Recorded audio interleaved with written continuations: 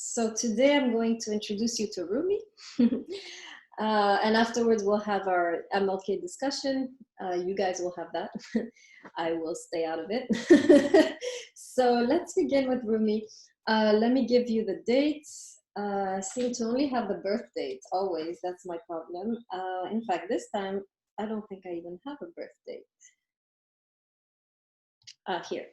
Okay, Rumi. 1207 to 1273. Okay, so anybody remember when Maimonides, when was he born? Anybody remember? I'm trying to look in my notes. What did I say? 1138, right? So this is thank you. This is 100 years later.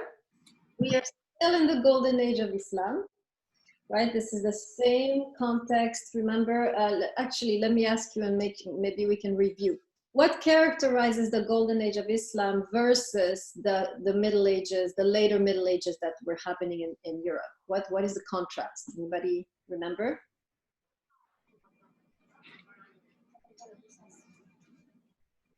We said that the Middle Ages for like Islam was like progression, and then for like European, it just wasn't progressive whatsoever. Oh yeah, very good, right? That's the main difference. The Middle Ages during the Muslim rule, during the golden age of Islam, were very progressive. It was an age of enlightenment, an age where knowledge was sought, where there was an openness to other cultures, other worldviews. The Muslims, the Arabs were studying the Greek texts. They were unburying them from oblivion, right? Translating them, working on them.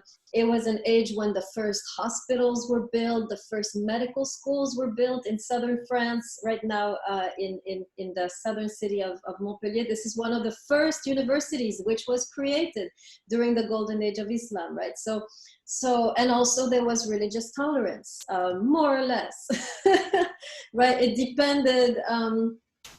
In general, the empire was tolerant, except like when we saw when there was an invasion from the outside, a different tribe, right? We saw in the case of Maimonides, the invasion of the Almohads from North Africa. But in general, there was religious tolerance. In the Middle Ages in Europe, right, later, you have a different picture, right? You have obscurantism, you have the church wanting to keep people ignorant, right? This is when the celebrated novel In the Name of the Rose is talking about this time, where certain texts were forbidden. If you've seen the movie or read the book In the Name of the Rose, there was a text by Aristotle that he had written on laughter. And this text had been banned by the church because laughter, God forbid. So there's a whole stories around this forgotten text that somehow a few monks had a copy of and so forth. So the Middle Ages in Europe are obscurantist. There's, knowledge is dissimulated. You don't have religious tolerance. On the contrary, you have the Inquisition, which is, going all the way to Latin America. So we tend, when we think of Middle Ages, we think of the Middle Ages in Europe, right, in Northern Europe. But the earlier picture, the Middle Ages during the Golden Age of Islam is a completely different climate, right? So we saw Maimonides. Now we're going to see not a counterpart because they were far away from each other, very different approaches. Rumi actually is going to take the opposite stance as Maimonides, right? We saw that Maimonides was very much thinking like a number of Muslim scholars, like Averroes, for instance. Rumi is going to be in the opposite spectrum. He's coming also from a very different direction. He is, we'll see that he was born in Balkh, which is where in towards today's Afghanistan. So this is in that part of the empire. Remember, there's three centers in the Golden Age of Islam. There's Baghdad, Cairo, Cordoba. This is around the Baghdad center, right? So Rumi was from over there. So same climate, and you will see that Rumi also very open. A lot of influences, right, infiltrate his work. There's the influence of Platonism. If you read Plato and you read Rumi, it's the same thing, right? You have the influence of Christianity in Rumi, right? A lot of his poems, when you read them and you're familiar with the Christian scriptures, they're parallels, right? So, and of course, he's a Muslim at heart, right? That's his background. So same climate, same openness, same tolerance that you will see in the writings of Rumi, but we'll see absolute opposite when it comes to connecting to God. And the main difference, you can jot it down right now, is that for Maimonides, the point of connection is the mind. And so we have to be as rational as possible. We have to work on our minds. We have to develop our minds. Rumi, the point of connection will be the heart. So mind you can throw away. Because the main point of connection to God, according to Rumi, is the heart. And like Maimonides, he's going to talk about a kind of knowledge of the heart, right? Maimonides talks about knowledge of God, but it's an intellectual knowledge. Rumi is going to talk about something very new, which we ourselves are, I think, unfamiliar with. And it's the notion of the possibility of a knowledge of the heart, right? And most of us are not familiar with this. We know knowledge of the mind, but few of us have really explored the knowledge of the heart that Rumi is going to talk about. So this is new territory for most of us, right? And likewise, we'll see in Rumi the need to purify the heart, right? If the knowledge of the heart is going to really be reliable, the heart, like the mind, has to be pure. And we're going to see how does the heart get purified for Rumi. We're going to talk about that. We're going to see that for Rumi, suffering is the experience which can purify the heart. So very different from Maimonides, right? I can already imagine. Okay, so first thing we'll talk about is Rumi's religious background. His background is Islam, obviously, but he later converted to a specific branch of Islam called Sufism. This is a mystical branch of Islam. I'm writing it down, Sufism. So if you've heard of the twirling dervishes, this is a kind of dance, right? Where the men are twirling like this, kind of. They have robes that are twirling around them. If you've ever seen this, right, on a picture or in a movie, this is Sufism. This is one of the practices of Sufism, to get in a trance through dancing in order to connect to God. So already you can see Sufism is not about connecting intellectually. It's about connecting physically, energetically with the heart, right? So he's a Sufi, and his poetry is reflecting the Sufi perspective on God and on Islam. So it's very different. So before we get into Rumi, I have to talk to you a little bit about Sufism, right? How is Sufism different from traditional Islam? Once we understand those differences, you can then go back to the poetry of Rumi and start to understand what's going on. The first time I ever read Rumi, I couldn't understand what the big deal was. First of all, I couldn't understand a word what he was saying. I was like, what is he talking about? Why are all these birds and water and fountains everywhere? But I couldn't really get the meaning behind the symbols. It was pretty, but it didn't make sense, right? Until I studied Sufism, and then I realized his poetry is a kind of code for many of the truths that Sufism has discovered. Okay, so make sure you write this down, that will help you. The poetry of Rumi is not just pretty images of, fountains and birds and, lovers and so forth. Every word in the poetry is a code for a deep spiritual truth. What is being spoken through the poetry in a very subtle underground way are deep spiritual truths, right? So it's a code for the teachings of Sufism, for the spiritual teachings of Sufism. So when I read Sufism and I went back, or read about Sufism, and went back into the poetry of Rumi, I started to be able to decipher. And then it made sense. And it was finally, it looked profound, right? It became something very profound. So I'm going to give you this initiation today in Sufism so that you're not completely lost with the poetry. Okay. All right, so I'm going to look at 4 main points where Sufism is different from traditional Islam. So first of all, I will look at traditional Islam. The 4 points, actually, let's just go point by point. So the 2 main differences has to do with, so I'm going to start with traditional Islam. 4 main points. I'm going to just write them all down in the chat, and then you'll have them, and then we'll go one by one. So traditional Islam, first point is, actually, let me just go gradually. Okay, so let's start with traditional Islam, right? First main point of divergence between Sufism and traditional Islam has to do with the concept of God. In traditional Islam, God is considered to be mysterious. He's far away. He's the judge. He's the creator. He's someone to be reckoned with. He's not your buddy, right? He's not your, I mean, he's a friend, but a very important friend, right? So Islam emphasizes the transcendence of God, right? So let's talk a little bit about that. This is so important in Islam that I think we talked about this before. It is forbidden in Islam and also Judaism to depict God in an image or a statue, right? And we talked about why this was so important. This is punishable by death, right? If you start doing that, you can get in very deep trouble with the religious authorities and with God, right? And the main reason we saw, right, I think one of you said this, that was, I think even yesterday, when you draw a picture of God, you make God small, right? You limit God to your perception, to your representation of who God is, right? And this is the ultimate sin, right? This is dangerous. It's the ultimate sin because it's dangerous. Because once you have made God like you, then there's no telling what you're going to do with that, right? It's a dangerous beginning, right? So the first thing, right? God is transcendent. He's distant. He's not your buddy. He's you know, a force to be reckoned with, and you don't mess around with him.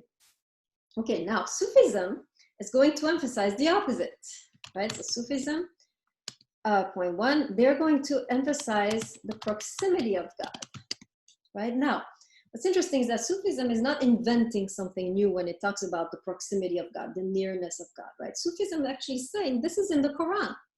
This idea of the proximity of God is in the Quran, but it has been forgotten. It has been neglected. A lot of what the Sufis are doing is unearthing lost and forgotten truths of Islam. They're not inventing anything, right? Let's be clear. The Sufis are not inventing. They're just saying we've forgotten some of these important truths and we need to recover them if we're going to have a genuine spiritual journey as Muslims, right? So they will emphasize the proximity of God. So here's a couple alleged stories they tell to illustrate this.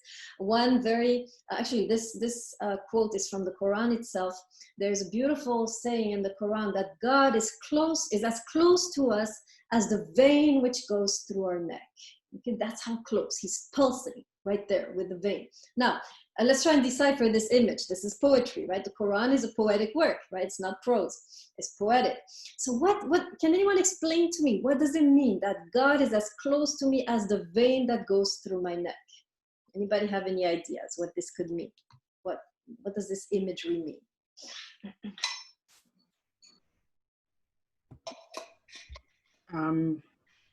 That means God is always with us. We carry him. He's always close to us. I mean, it's a part of us. Okay, very good, right? And Simoni says the same thing, right? God is within. This is new, right? Yes, who spoke? Go ahead. Yeah, me, I spoke. To add on to the reading we were doing for Martin Luther King, he was talking about God not being this metaphysical idea anymore for him, and more so it becoming like this living force. So I guess that's how I understand that. Excellent, right? God as a living force within me, as a force of love, as a force which moves me forward in generosity and justice. And this is really the idea. And this is very different from the typical Muslim view of God as, you know, this being out there in the universe sitting on a throne, right? This is, no, God is within. God is part of me. God is my essence, right? Another interpretation is when you cut that vein, what happens to you? Do you survive? No, right? This is the part right? You can cut the arm, you can cut the feet, right? Cut this, it's over. Like, forget it. It's not like the chicken continues running around, but sorry to bring up this horrible image, right? But when you cut this, so it's the same. When you cut God off, right? It's over, right? So there's another way to interpret it, right? So, but this is in the Quran, right? And the Sufis are saying this is what we're trying to say. God is within. God is a force within. He is spirit within, right? Another beautiful story in Sufism. Let me see. Yes, this beautiful quote that says the throne of God, right, is not somewhere in the heavens or somewhere in the ocean. The throne of God is in the heart of the believer. Right? This is another beautiful, let me write it down so you can have it in your notes. Beautiful. The throne of God is in the heart of the believer.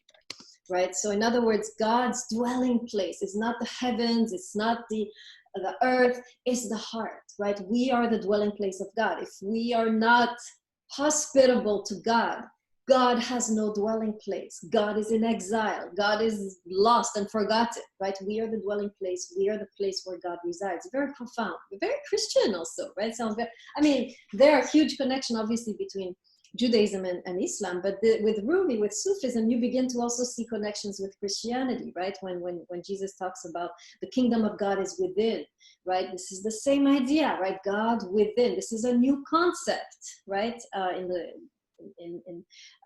not a new concept, but it's a concept that's sometimes forgotten, right? God is also within. He's not just out there in the heavens. Okay. So the second point of divergence, right, has to do with the notion of the law. So traditional Islam, so second point, the law is the importance of the law, right? Okay, so this is the second point that you find in traditional Islam. So, and I want to talk a little bit about this, that way we can have an idea a little bit. At the same time, it's a good introduction to Islam. It's good to know our neighbors. We're in Queens after all, right? Many Muslims here. So let's talk a little bit about the Muslim law, right? This is interesting. We can learn a lot about a people by looking at their laws, right? And this law can be summarized, and you see it summarized in textbooks as the, oh my God, I forgot how many pillars. How many pillars of Islam, guys? It's hot. I'm blanking out right now in front of me. Yes, 5, thank you. All right. Thank you very much. All right, let's go over them. What are the 5 pillars of Islam? I'm going to write them down in the chat as you say them. Go ahead, whoever won. Okay, Hajj. So pilgrimage. Okay, what else? Prayer. Prayer, yes. 5 times a day, right? Yes. Fasting. Fasting, good. Oops, I already, alms, so charity, yes. What else? Pilgrimage, prayer, fasting, charity. This is 4. Yes, people always forget this one. Belief in one God, right? There is only one God, which is Allah, right? Okay, so let's look at each one of these. And the messenger, sorry, yes, Nasir, for clarifying. Excellent, yes, absolutely. They go together, right, in that particular thing. So, so let's talk about it a little bit. What does it mean? So let's look at the first one, the pilgrimage. What is the point of the pilgrimage? Why is it important once? So remember, for those who don't know, this is once in a lifetime. You're supposed to go, and wherever you're living, you have to go all the way to Mecca and make this pilgrimage to the holiest site of Islam, right? Why is this important? What is so spiritual about this pilgrimage? Does anybody know the meaning? What are you supposed to learn during this pilgrimage? Nobody knows?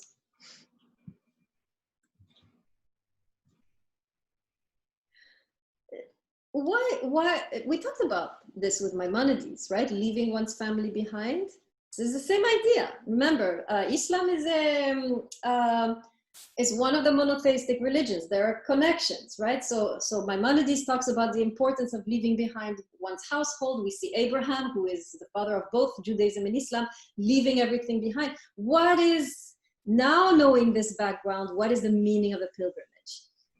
Yes, so Muhammad also was also in exile. He also left behind. So what's the meaning? What is the spiritual meaning of leaving behind one's comfortable home in order to go to the unknown? This is Abrahamic, right? We are here in the context of Abraham. Remember, Abraham is the father of the 2 religions, right? Let's see, Kestenbaum says, yes, it shows devotion to God. How does it show devotion to God, to leave everything behind? How does it work?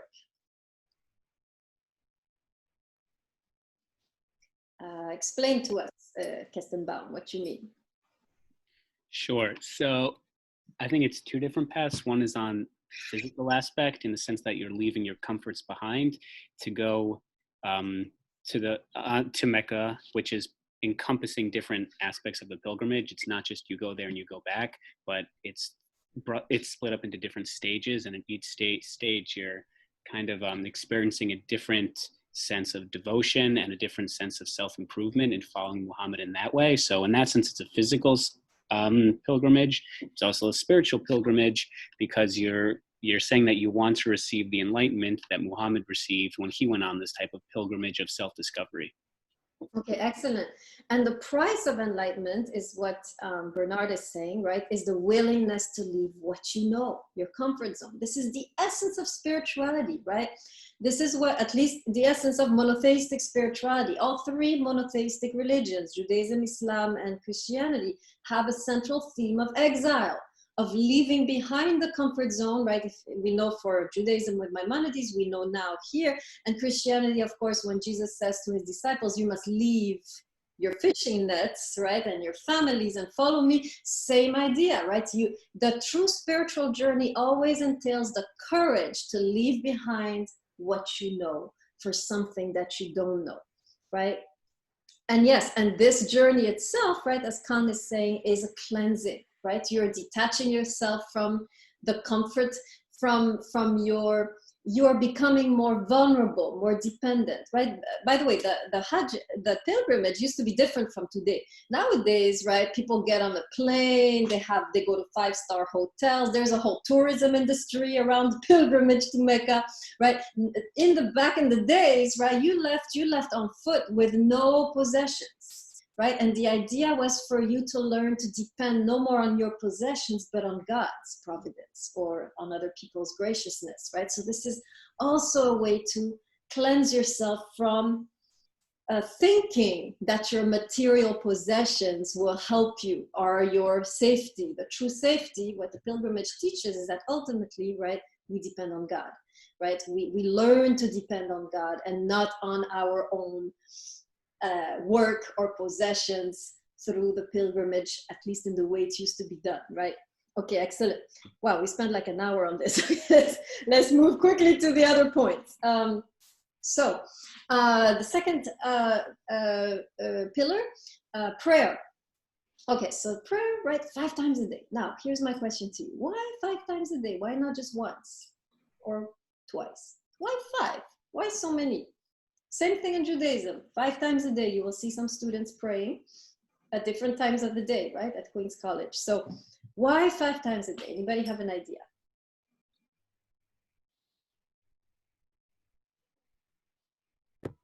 It allows you to pause throughout the day to commune with God.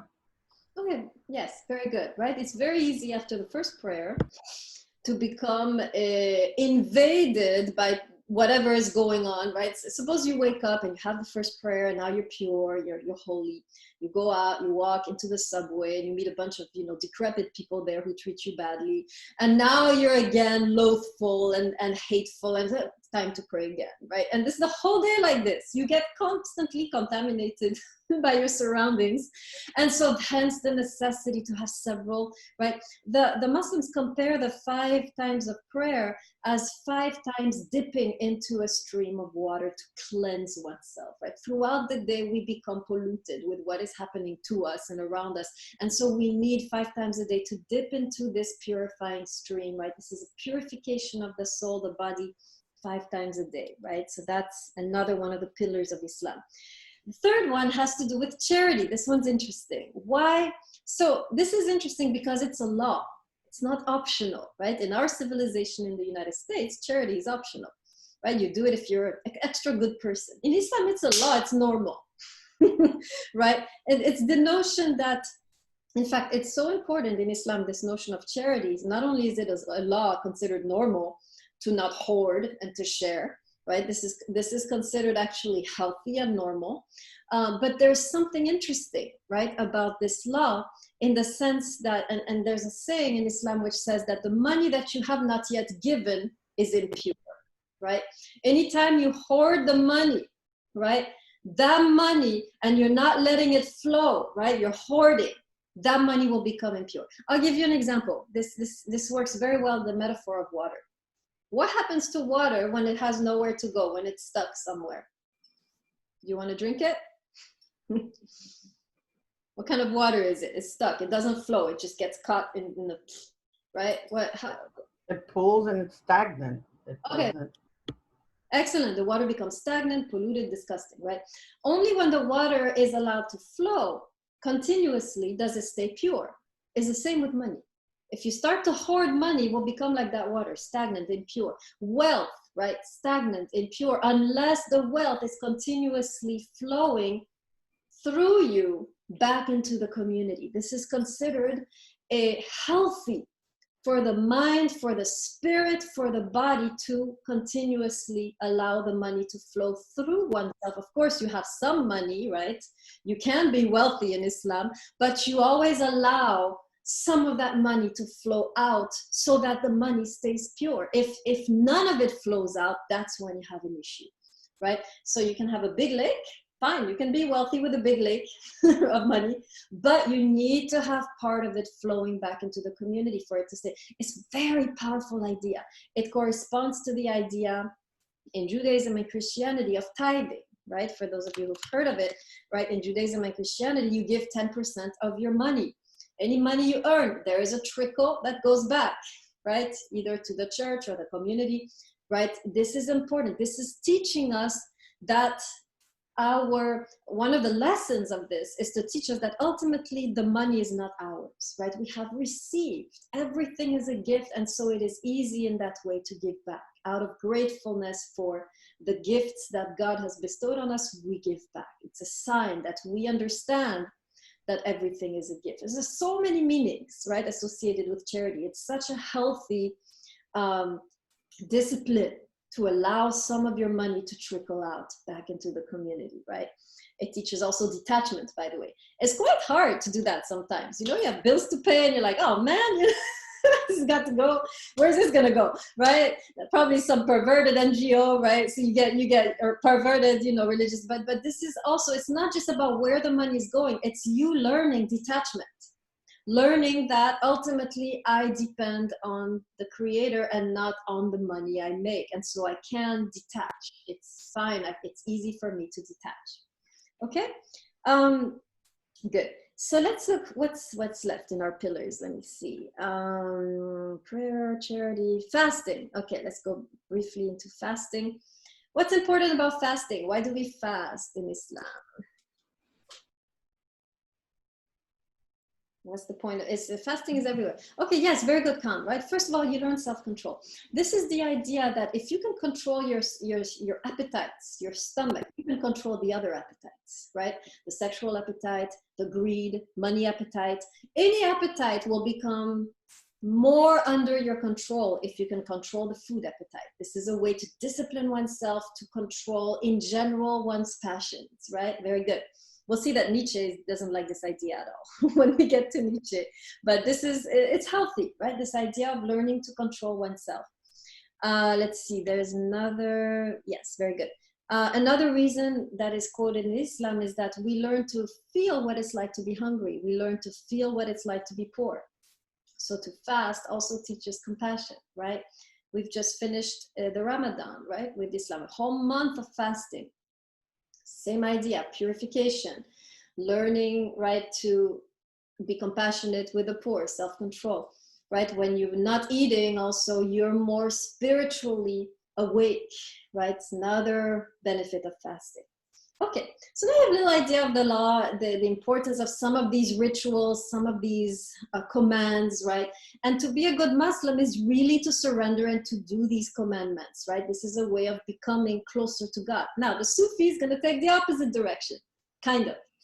They're going to say, so let me put in the chat, right? So the second point of contention, Sufism, point 2. The law is important, but love is more important than the law, right? So love versus law. In other words, let me make sure everybody's muted. Okay. Trujillo, can you mute yourself?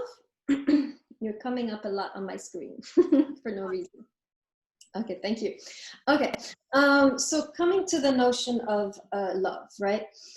So the Sufis are not going to deny the importance of the law. They believe the law is important to refine the person. It's important to help one grow spiritually, to develop a good attitude. But they say the law will bring you only to the door of the palace. Okay, so what does it mean? What is this palace? Who is the king? Does anybody know? Who is the king? That the Sufis often refer to a king. Who is this king? And what is this palace? Anybody know? Okay, very good, Rodriguez, right? God. So they say this, right? The law will bring you to the doors of the palace, but if you want to go in, you have to have love in your heart, right? This is perfect, right? Because they're not saying the law is, we should get away, get rid of it, forget it, let's just be peace and love, right? Like the hippies. No, they're saying the law is important because it develops you, it brings you closer, but ultimately, if the law has not developed in you the ability to love, it's all for nothing, right? The goal of the law is not just so you can go around feeling holy. The goal of the law is to develop in you the capacity for love. So if this has not developed, you're there at the door, but you can't go in, right? So we have another comment. Yes, Trujillo, you do out of exactly. You can fall into the habit of doing things out of obligation without your heart ever being involved. And in fact, we have many religious people who are immaculate when it comes to keeping the law, but they hate everyone. Right? So this is what the Sufis are saying. This is the pitfall. You can become so high and mighty with your law keeping that you then miss the goal of the law, which is to develop love, right, in your heart. So if you were never able to develop that love, you're at the door, but you can't do it, right? Okay, so now I have a little idea, right? This is the second element. So you will see a lot of that in Sufism, a lot of criticism of the law, a lot of emphasizing the heart versus just the going through the motions, right? Okay, third point of contention. Now this one is my favorite. This has to do, so in traditional Islam, you have this notion, so point 3, of the rational investigation of scripture. Okay, so let me talk a little bit about that. We've mentioned this actually with Maimonides. So this was, Maimonides in a way is traditional. He's Jewish, but he's thinking along the lines of the traditional Muslim scholars, right? So rational investigation of scripture. So these are people like, for example, Averroes, which I've mentioned before, right? This is a Muslim scholar which came a little bit after Rumi, right? But this is the idea that the Quran should always be read with one's reason. Let me say that again, right? These scholars believe that you can't just read the Quran and just do what it says without thinking. You have to read with a critical mind. Now, this is powerful because you don't see this in many communities. This attitude has been lost in many communities, this notion, this responsibility to read the scripture with your intelligence. And they believe that if you don't read it like that, you can become a dangerous person. If you just take the Quran literally, you'll go out and kill people because the Quran talks about that, right? So they always say it is important when you're reading the Quran to use your critical thinking so that if there is something in the Quran which clashes with your common sense or with your sense of humanity, you have a duty, a responsibility to interpret that passage. Okay, let me say that again so you can write it down. If you're reading the Quran and you come across an idea which goes against your sense of humanity, which goes against common sense, you can't just swallow it. You have a duty, a responsibility to interpret that passage, to arrange it, to explain it so that you don't become a mass murderer. This, by the way, is to be applied in all three monotheisms. You have these kind of texts inciting to violence in all three. You have it in Judaism, in Christianity, and in Islam. So this principle should apply to all three. You can't just take it literally. You're going to become a murderer, right? You're going to start, doing all kinds of crazy things. So this was really a really important aspect of medieval Islam, which has been, to a certain degree, lost in our contemporary communities, Muslim communities. This importance of wrestling with the text, right? Of a dialogue with the text. This notion of wrestling with the text was called ijtihad. This is an Arabic word, which is supposed to sound, which is the same root as another Arabic word that you all know. What is this other Arabic word? What does this sound like? You should know this. Anybody know the other Arabic? Jihad? Yes, jihad, right? Remember, jihad, which means war. So Yeah. jihad, right, which means war or struggle, right? Ijtihad is the same root, is struggle. So we have, according to these Muslim scholars, we are supposed to be warring with the text, struggling with the text. If there is anything in the text which could push us to inhumanity, we need to go and interpret. And many Muslim scholars have done this, right? For example, when Muhammad talks about, genociding a particular community, they go and they say, well, in these times that community had declared war. They explain, right?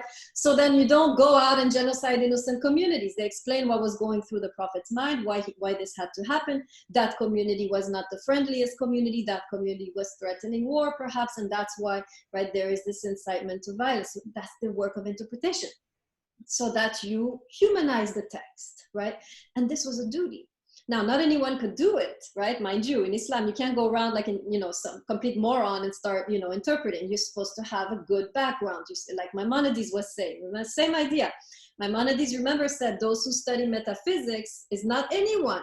You have to first study logic, mathematics, science. Then you're ready, right, to interpret. Same in Islam. Ijtihad is not for us, right?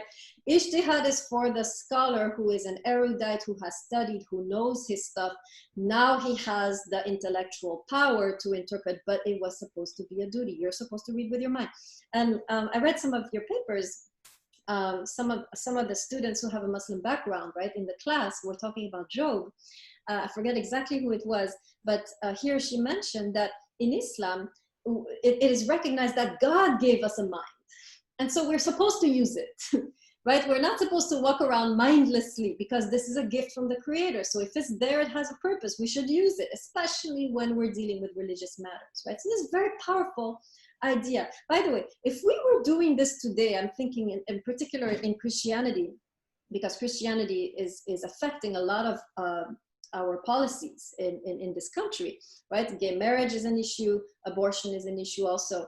And in Christianity, there is the scripture says, right? Don't kill, no gay marriage, right? And so there is a movement, right, to use scripture and then turn it into a force of oppression, right?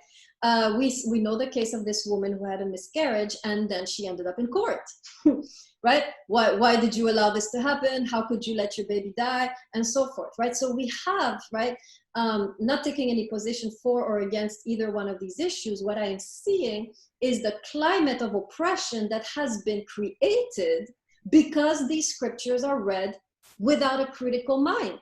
They're read, accepted, applied, right? With no thought to the context, to what is happening, how society is evolving, how oppressive this can be, right? There is no thought of whether these texts are being applied humanely or inhumanely, right? They're just read, accepted, uncritically. This is my problem, right?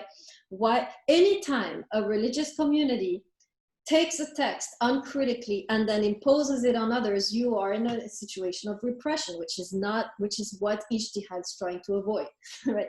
So were we to use a little more of ijtihad here in this country would be nice, in my view, right?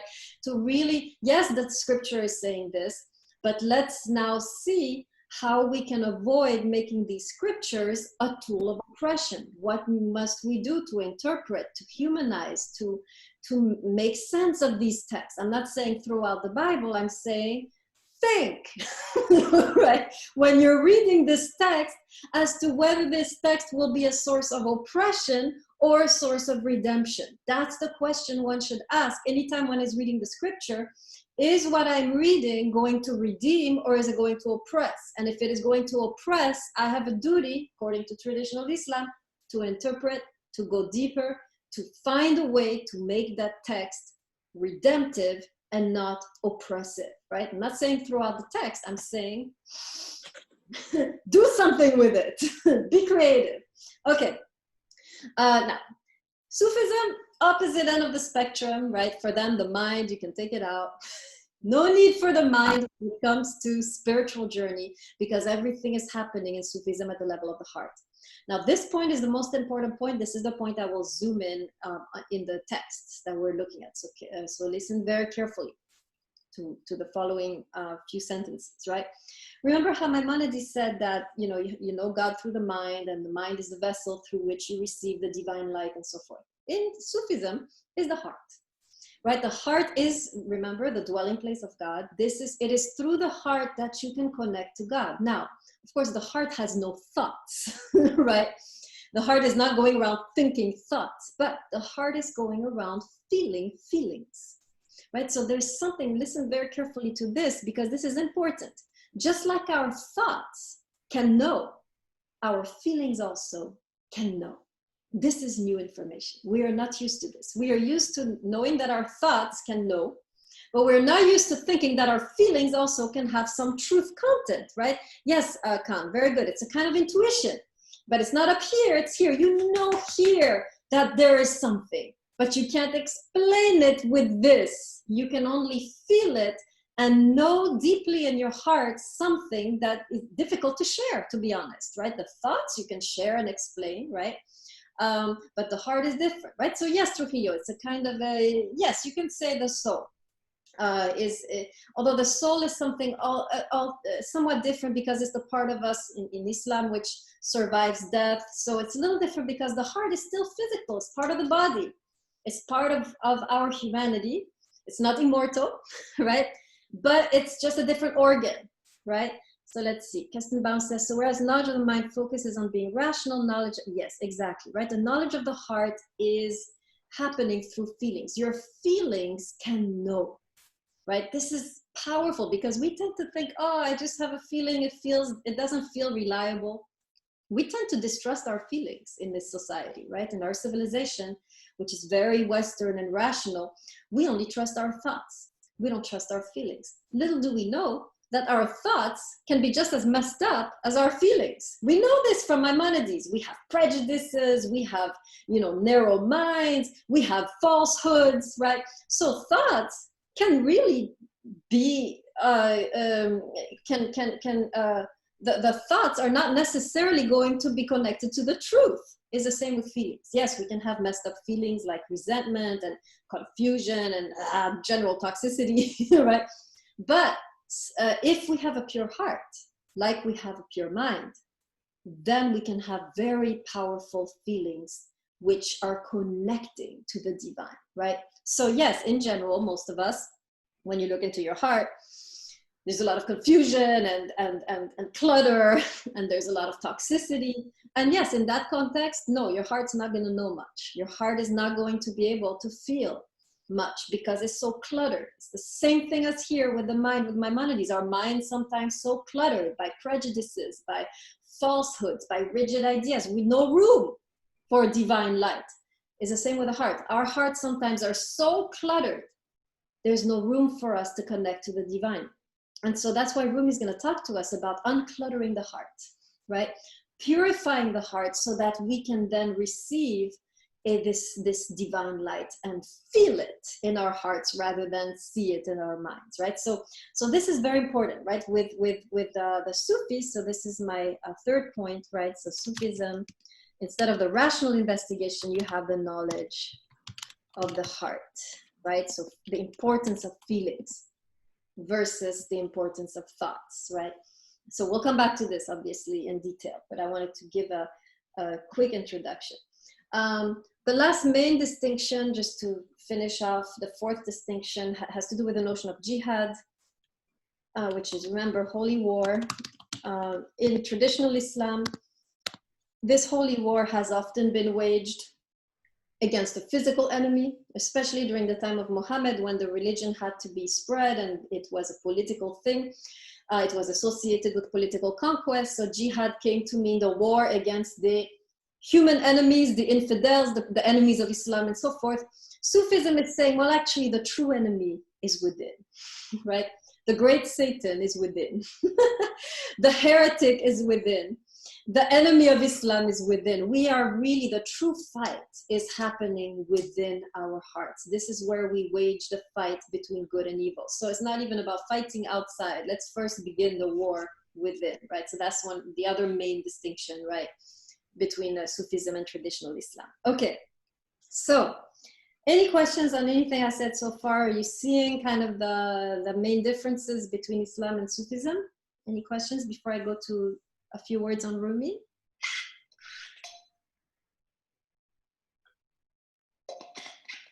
All right, so let's talk a little bit about Rumi. So like I told you, born in 1207 to 1273 in Balkh. This is in present-day Afghanistan. So remember, he was not his whole life a Sufi. He grew up in traditional Islam. In fact, his father was a very well-known Muslim scholar, kind of the same level as Maimonides for Judaism, same type, right? Very erudite, lots of knowledge in many fields. His father was very respected. That city, Balkh, was, as Afghanistan in general, was the victim of many conquests from other nations. Seems like Afghanistan is strategically located to be constantly conquered, right? So whether it's the Russians or the Americans, or at the time it was the Mongols, the Mongolians, which was a tribe from Asia, which is very cruel. If you've seen the movie Genghis Khan, that's them. Okay, so here they are, right, invading continuously the country. So the family, Rumi's family, migrates to Turkey, present-day Turkey, to a city called Konya. Now Konya, if you still go today, it's one of the centers of Sufism. If you want to have a Sufist experience, this is the city to go to. Right, so the father goes there, remember, he's a scholar, so he starts his own school. He starts a madrasa, which is a religious school, right? He has his own kind of the equivalent in Judaism of the yeshiva, right? He has students, he begins this project, and then shortly after he dies. And now at the time, Rumi is about 25 years old. So he, of course, has been trained all his life in traditional Islam. He knows the transcendence of God. He knows the rational investigation of scripture. He knows the law by heart. He knows the Quran by heart. He's really set up to become the next prominent Muslim scholar in traditional Islam. But something happens that completely shifts his journey. And so there's a story that talks about this conversion moment. So I'm going to tell you the story, and then we will interpret it together, right? Because the story is actually symbolic. There's a lot of meaning in this story. So here's the story. So Rumi inherits the school, right? He's the one teaching now. So he's teaching in a big library. There's books everywhere. His students are seated on the floor at his feet, and he's teaching. And all of a sudden, there's a knock on the door, right? And so Rumi opens, and there's a little old man, just shaking, really old, kind of about to collapse, so old. And, Rumi, typical, Middle Eastern hospitality, he says to the man, oh, come in, why don't you join us? Would you like some tea? Would you like to sit with us a little bit? And he brings him to the threshold of the library where all the students are. And at that moment, the little old man looks inside and he sees all the books. And he turns to Rumi and he says, what is this? And with a disgusted face. And Rumi is like, you don't know? You don't know what this is? These are the treasures of Islam, right? The old man doesn't respond. He just goes, shoo, and he burns all the books. Fire, everything, all the books catch on fire and they become ash. At this point, it's Rumi's turn. What is this? He says. And the old man turns to him and says, you don't know? And that's the story. Okay, so anybody know the meaning of this story? What does this story teach us? Who is the little old man? What does the burning of the books represent? What is it that Rumi always knew? What do you think?